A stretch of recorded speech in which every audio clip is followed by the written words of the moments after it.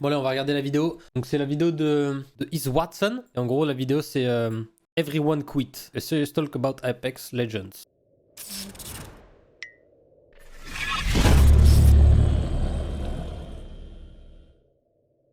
As I'm sure we're all aware, Apex Legends has had it quite rough the past couple years. Player counts have been steadily declining for years, and everyone is throwing fingers different directions. So I wanted to talk about my experience playing the game, why I've stopped playing so much, and why I don't plan to play hardly at all going forward. I've played this game for 4 years, and I've been every type of player. I've played it casually for a while with friends, played ranked casually, competed at the highest level, and played ranked professionally. So I've had a mix of it just being my hobby and being a full-time job. I've played this game every way possible. I've seen it from every angle. And as a pro player and streamer, I've also heard lots of insider information and schemes or secrets or whatever you want to call them, which I'll get into later. And spoiler, was ultimately the reason I gave up on the game. So I'm not going to start from the beginning. It's a live service game and the current version is all that matters. I will frequently bring up anecdotes from the past, but only if I feel as though they are relevant to why the game is currently the way it is. Let's start with what has become the absolute #1 reason why I think the game has fallen to such a low, and I'll use an example. Take Skyrim. It is one of the best-selling games of all time, and people still play it to this day. Du coup, Jay il commence la vidéo en disant que il a joué au jeu. C'est vrai, tu vois, il a joué au jeu dans tous les aspects du possible. Tu vois, il a été pro, content creator, il a été quasi au début. Tu vois, genre il a vraiment tout fait sur le jeu, quoi. Un peu comme en soi, un peu comme moi. Over 10 years later. However, there are also tons of people who don't like Skyrim. And Skyrim doesn't care if you don't like it. If you don't like open world fantasy vibe, that's fine. You can go play something else. It's not trying to appease everyone. Apex Legends, however, constantly flips back and forth between what audience it is trying to capture. And while doing so, it loses both of them. Live service. Ouais, donc déjà il dit que il prend l'exemple de Skyrim. En gros, Skyrim, tu vois, c'est un genre. Et il vise une audience en particulier, alors qu'Apex, genre, du monde d'après Watson, genre Apex, en gros, c'est tout le temps de changer, tu vois, genre un jour ils veulent faire plaisir aux pros, l'autre ils veulent faire plaisir aux casus, un jour ils veulent faire plaisir aux clavier-souris, l'autre jour aux manettes, tu vois, et du coup, en fait, en essayant de faire plaisir à tout le monde, au final, ils perdent un peu tout le monde, quoi. Ils n'arrivent pas à cibler ils essayent pas de cibler une audience particulière.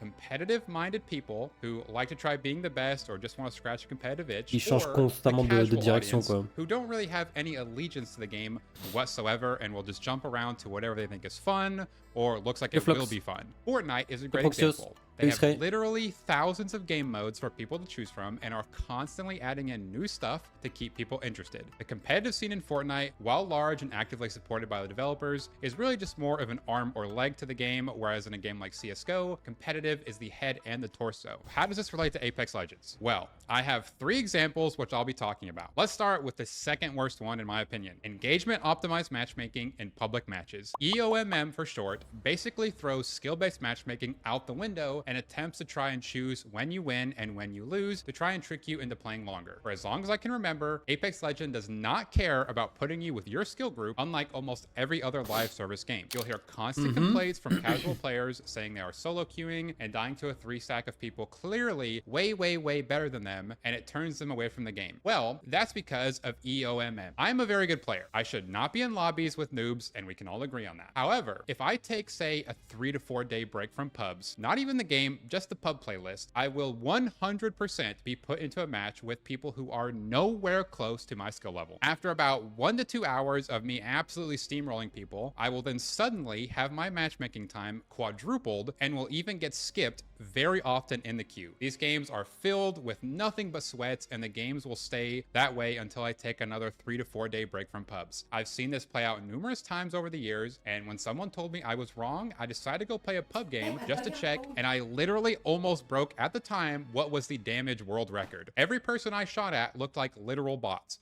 And I can guarantee you, if I played another hour or so, I would have went right back to the sweaty lobbies and I would have been Voilà, stuck en gros, il parle de with this matchmaking, system. comment... Both good and bad players who want a casual experience are frustrated. Hein, Noobs are constantly getting farmed, and good players are forced to play in the sweatiest lobbies possible until they quite literally stop playing the game and come back later. Skill-based matchmaking isn't bad for gaming. Engagement-optimized matchmaking is bad for gaming. EA has a patent for it and uses it in what I assume is all of their competitive games. Let's move on to example Example number 2. This will be infamous for veteran players, but for those who didn't play Apex, oh boy, you're in for a ride. Voilà, il parlait du matchmaking. Sur Apex, en fait, on n'a pas de SBMM, on a du EOMM, et du coup, en gros, c'est pas le matchmaking, il essaie pas de te mettre dans des lobbies de gens de ton skill, mais il essaie de te mettre, en fait, il essaie de te garder engagé. Donc, en gros, il va te faire perdre un peu, il va te faire gagner un peu, etc. Donc, en fait, il y a des games où le matchmaking, il veut te faire perdre, en gros, littéralement, tu vois. Il dit que ça, c'est vraiment pas bon pour le jeu.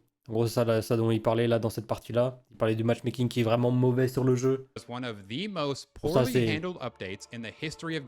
nouveau, hein, le matchmaking, on sait que ça a chié sur Apex.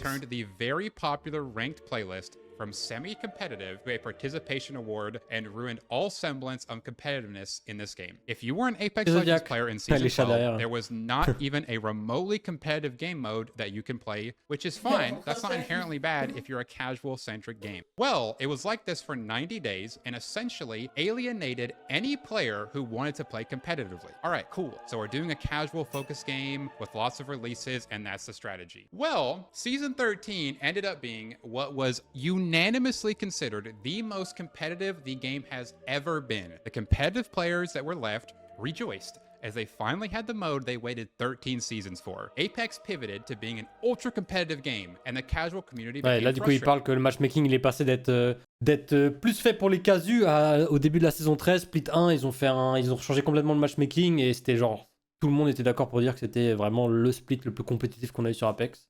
What happened to our casual experience? The casual audience was then alienated. This cycle has happened countless times in Apex's history, but Season 12 to 13 was by far the worst. This completely removes the identity of the game. When people load up Minecraft, for example, they know what they're getting. When people sit down at a chessboard even, they know what they're getting. You don't know what's going to happen when you load up Apex Legends month to month. The developers just can't make up their mind, and it pushes away everyone to games where they know they'll get what they're coming there for. Example number 3, current Apex Legends. It's in the worst state it's ever been. We're currently in the part of the cycle where the game is just absolutely not competitive in the slightest. Pro teams are dropping 40 kill games consistently, and everyone is getting their participation awards for ranked. So, competitive players have nothing to play because Apex isn't scratching an itch for them. So, that's a problem. But here's the second problem. Apex isn't releasing any content whatsoever to keep its casual audience intact. We're getting our 4th year of Winter Express game mode with barely any changes to anything else, while other gaming studios are releasing content at breakneck pace. Why would anyone in God's name want to play something like Winter Express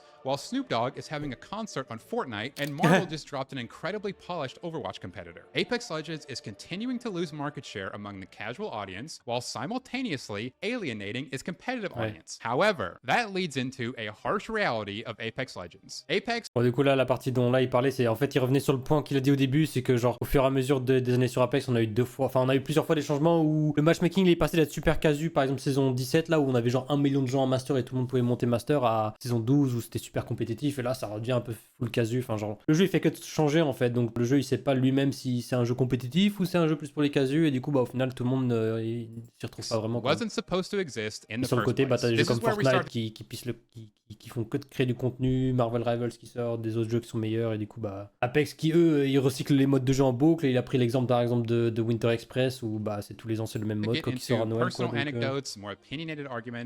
forcément du coup Apex perd de l'audience. Apex Legends was originally supposed to be Titanfall 3, but after the success of the Battle Royale genre, it changed during development to be Apex Legends, and the game was surprise released with essentially zero marketing. It was a complete Hail Mary, putting the brakes on a very moderately successful franchise, Titanfall, to dip their toes in the new genre. What happened next was something EA could never have expected. The game absolutely banged, far beyond anyone's expectations, raking in billions and billions of dollars even years after the release, which very likely would not have been the case for Titanfall 3. So that's great. The game did better than expected. That means they'll put more resources into building it even bigger. Well, unfortunately, in my opinion, Apex Legends is a huge victim of corporate America. You see, EA had two options after they caught lightning in a bottle with Respawn's Apex. They either take a risk and keep putting more work into it, hoping it'll grow even larger, or they sit on their fat stack of cash and collect an absolute boatload of money while keeping costs as low as possible. And as I'm sure you can probably guess, as time went on, they shifted way more towards the second one. The expected bon là il dit qu'avec Apex, bah, c'était un peu une surprise pour tout le monde. Ça n'avait pas été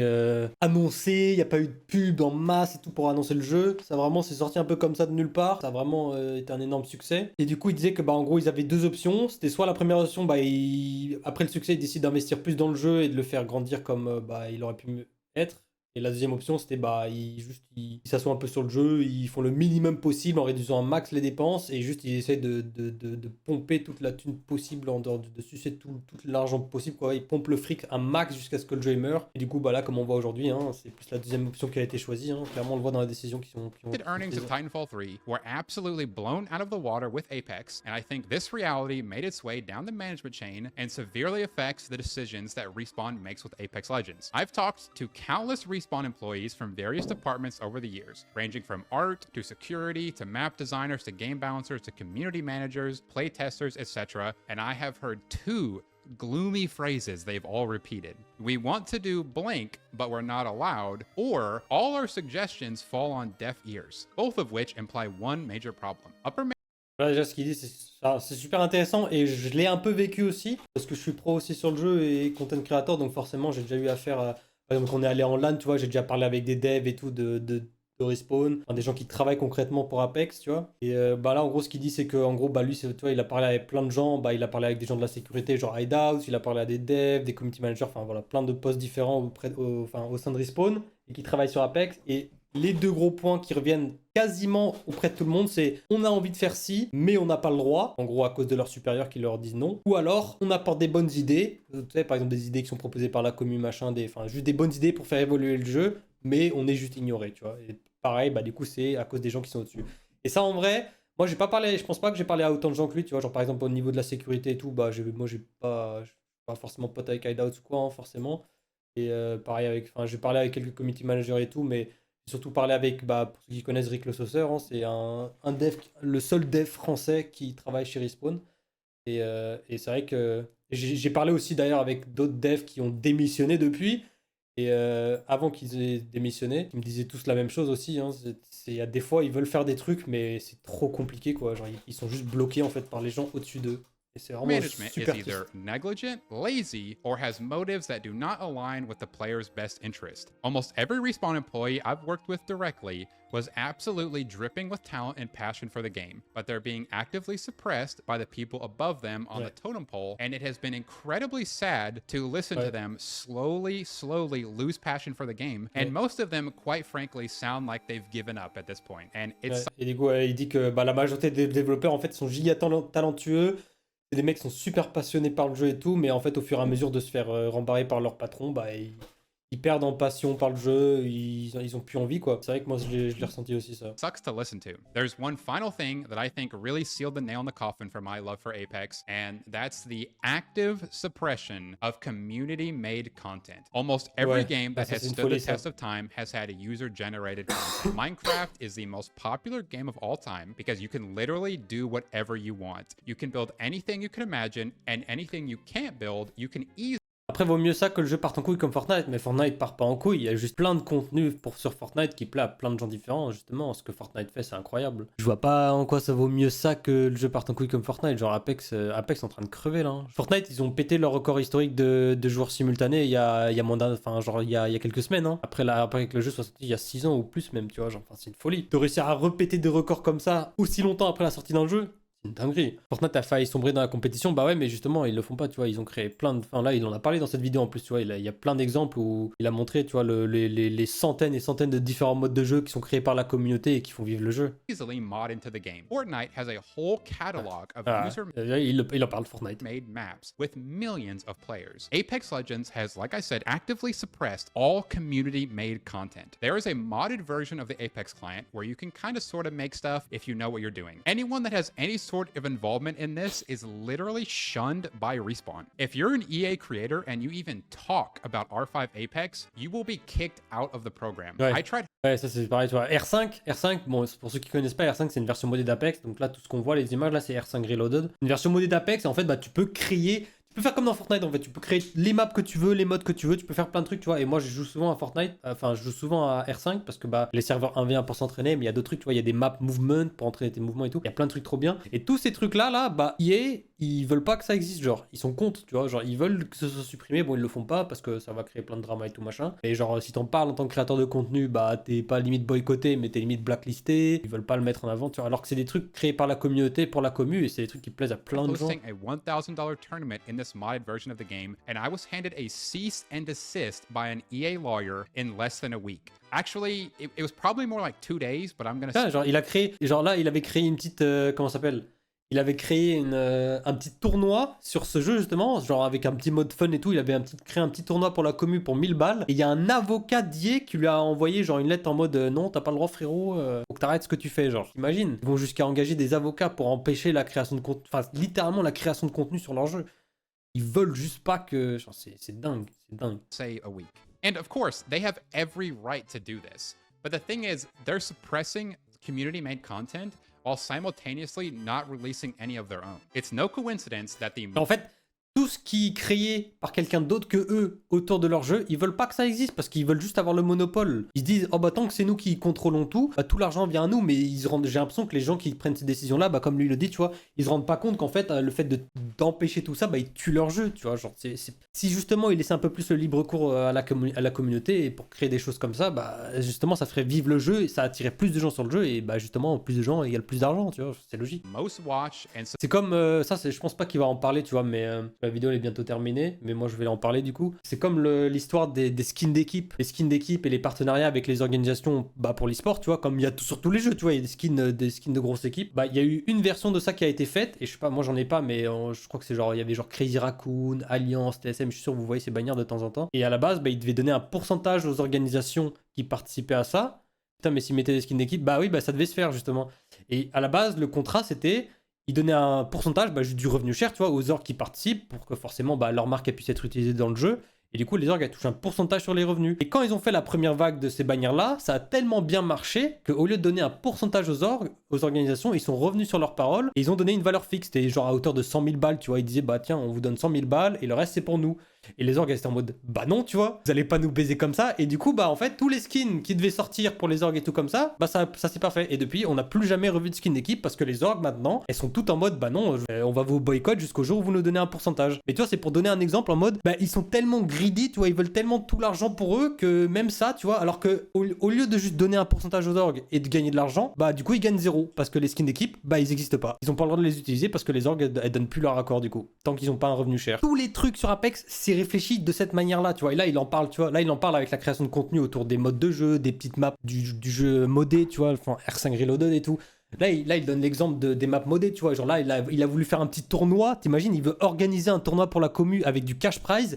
Il s'est pris une lettre d'un avocat de la part d'IA, tu vois, genre, frérot, genre en mode de t'as pas le droit de faire ça. C'est une singerie, tu vois. Mais c'est tout. Supported aspect of Apex is ALGS, because it is literally the only outlet for players to do something bigger than the game and create storylines and content that aren't shackled to only trios and ranked and our twice a year new temporary game mode that usually sucks. They aren't making good content at the pace that's needed for them to compete with other titles. Ouais, t'es mal là. Ils ont un mode de jeu, frérot, c'est Halo. Ils ont refait Halo sur Apex sur R5. Ça, c'est sur R5. Ça, c'est pas le vrai jeu. Mais ça, c'est Apex. Et c'est modé pour que ça ressemble à Halo. Et c'est un mec en slip dans sa chambre qui a codé ça, t'imagines? Un mec en slip dans sa chambre, un gros puant, frérot, dans sa chambre, et qui... les couilles en sueur sur sa chaise qui a codé ça. That the Apex Legends player count keeps reaching new all-time lows. And listen, I'm making this video out of passion. I absolutely love Apex Legends, and I will always have a soft spot for the Apex community and everything you've done for me. You've changed my life, you've changed my family's life, and I've always done my best to change other people's lives because of what you've done for me. I donated probably 30 high-end PCs to the community. I've paid for people's trips to ALGS events. I've helped lots of community members with individual personal things, and that isn't even 1% of what you guys have done for me and everyone I know. My dad raised me while working 70 hours a week, and I got to pay off his car and his house the past few months. He'd be proud of me no matter what, but seeing the person I model myself after cry from how proud he is of me is something I can't even put into words. And it has nothing to do with me. You know, you guys chose me, you watch me, you support me. I didn't get to choose to be in this position. You guys picked it for me. So thank you. And I never wanted to make a video like this because the game has done so much for me, but I've realized it was never really about the game. It was about the community. And this video is kind of my final attempt to try and get things turned around for Apex so everyone can enjoy the game again. So thanks for watching me play Apex over the years. I'm not sure how much I'll play going forward. And sorry I read the emotional bit straight from the script I have here, but that's just because every time I've tried saying it on my own, I start bawling uncontrollably. Anyways, thanks for watching, and let me know what you think, and thank you for everything. Ouais. Ouais. Il a raison sur toute la ligne. Il a raison sur toute la ligne. Malheureusement, parce que c'est... Il y a plein de trucs que lui il raconte, bah moi, tu vois, bah comme là, par exemple, l'anecdote autour du revenu cher, tu vois. C'est terrible. C'est des trucs, c'est juste débile en fait. Il y a plein de trucs qui empêchent de se faire sur le jeu qui, bah, il leur serait bénéfique, tu vois. Donc, grosso modo, le résumé de la vidéo, c'est Watson qui dit que le jeu, il a un potentiel de zinzin avec des devs de fous pour l'exploiter, ce potentiel, et qui veulent l'exploiter, mais ils sont retenus par des mecs au-dessus qui pensent qu'il y a une seule chose, et c'est le fric, tu vois, genre. Et le jeu, c'est une vache à lait, tu vois, genre. Vraiment, Monday, il a tweeté une image et ça résume exactement le jeu. C'est ça, voilà. Ça, c'est Apex. Et hier Respawn, frérot, il essaie de sucer un jeu qui est déjà vide, quoi. Ça, c'est le résumé de la vidéo de Watson, concrètement, genre. Et tant qu'ils continuent sur cette direction-là, le jeu, il changera pas, hein. Ça va pas s'améliorer. Ça va pas s'améliorer.